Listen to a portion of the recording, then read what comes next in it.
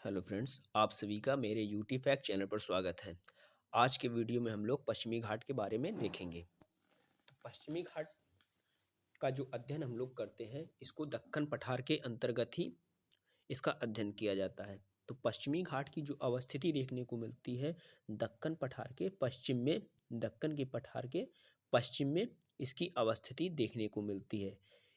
इसका जो विस्तार है, इसका विस्तार तापी के मुहाने से लेकर कन्याकुमारी तक इसका 1600 किलोमीटर की लंबाई में 1600 किलोमीटर की लंबाई में इसका विस्तार देखने को मिलता है।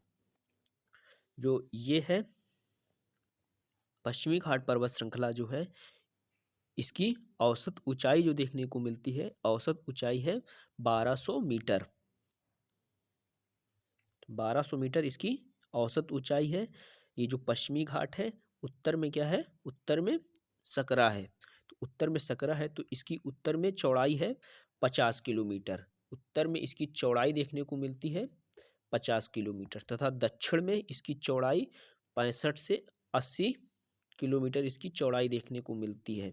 तो ये जो पठार है, दक्कन का पठार का अध्ययन करते हैं, उसका क्या है, ये पश्चिमी घाट है।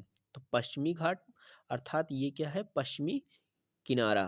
तो ये एक भ्रंश कगार की तरह, जैसे इस तरह से इस तरफ हो गया, इस तरफ हो गया पूरा दंडकारण्य का पठार। फिर ये क्या है, ये है ऊंचा वाला क्षेत्र, ऊंचा वाला क्षेत्र हो गया ये पश्चिमी घाट, और इसके पश्चिम में है पश्चिमी तटीय मैदान की अवस्थिति देखने को मिलती है। इसके पश्चिम में क्या है, पश्चिमी तटीय मैदान। तो ये जो पश्चिम तट पर जो व्यक्ति खड़ा है, तो उसको ये एक खड़ी दीवार की तरह ये संरचना दिखाई देती है। तो ये क्या है, एक प्रकार का भ्रंश कगार के रूप में इसकी अवस्थिति देखने को मिलती है। तो ये जो पश्चिमी घाट है, इसके उत्तर में क्या है, सौराष्ट्र राज्य पड़ता है। सौराष्ट्र सौराष्ट्र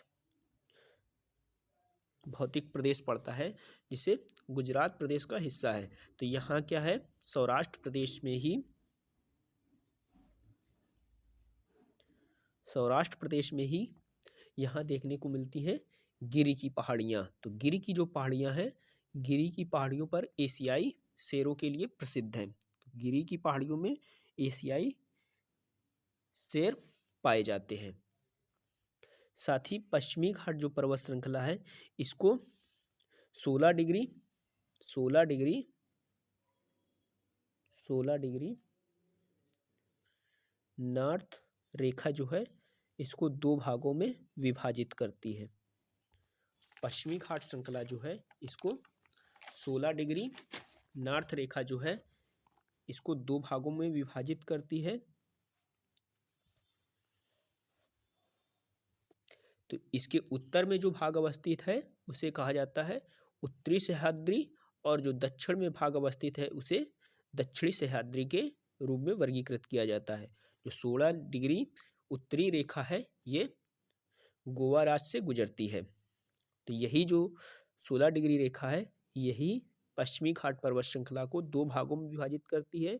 उत्तर के भाग को उत्तरी सह्याद्री तथा दक्षिण वाले भाग को दक्षिणी सह्याद्री के रूप में वर्गीकृत किया जाता है। जो उत्तरी सह्याद्री है, यहाँ क्या है, बेसाल्ट लावा के निक्षेप देखने को मिलते हैं। उत्तरी सह्याद्री में बेसाल्ट लावा के निक्षेप देखने को मिलते हैं। इसी प्रकार जो दक्षिणी जो भाग है, दक्षिणी सह्याद्री, तो इसका विस्तार क्या है, कन्याकुमारी तक देखने को मिलता है। तो उससे पहले क्या है, पड़ती हैं नीलगिरी की पहाड़ियाँ। तो नीलगिरी की जो पहाड़ियाँ हैं, यहाँ पर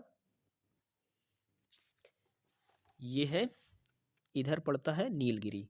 तो नीलगिरी जो है, तो यहाँ पर पश्चिमी घाट और इधर से पूर्वी घाट आकर मिलते हैं। तो पश्चिमी घाट और पूर्वी घाट नीलगिरी पर मिलते हैं। तो नीलगिरी जो है, एक पर्वत ग्रंथि के रूप में देखी जाती है। तो पर्वत ग्रंथि के रूप में देखी जाती है।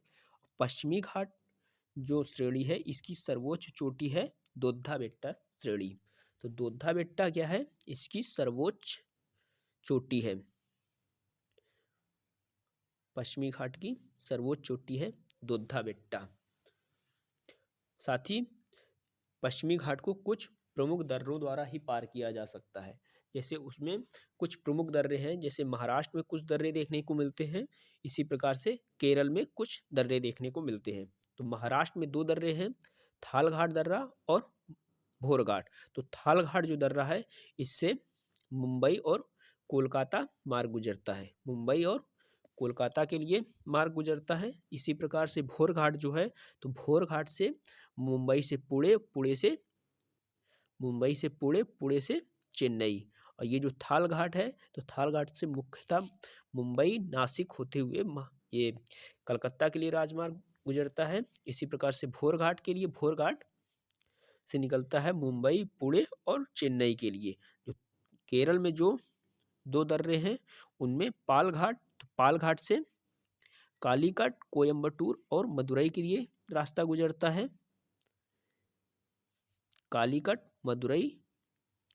कोयम्बटूर, मदुरई के लिए। और साथ ही ये जो सेनकोटा जो दर्रा है, इससे तिरुवनंतपुरम, मदुरई को इससे जोड़ते हैं। तो ये हो गया पश्चिमी घाट पर्वत श्रृंखला के बारे में।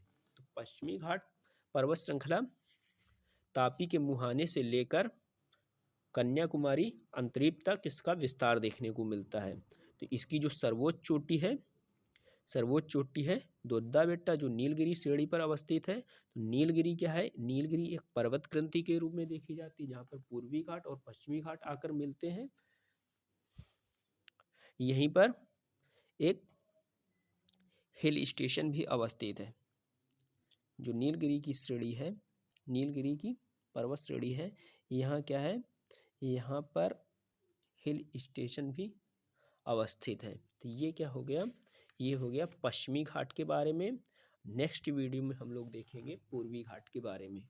वीडियो अच्छा लगा हो तो वीडियो को लाइक करें, कमेंट करें, शेयर करें और बेल आइकन को ज़रूर टिक कर लीजिए, ताकि वीडियो आपको सबसे पहले मिल सके। थैंक यू, धन्यवाद, जय हिंद।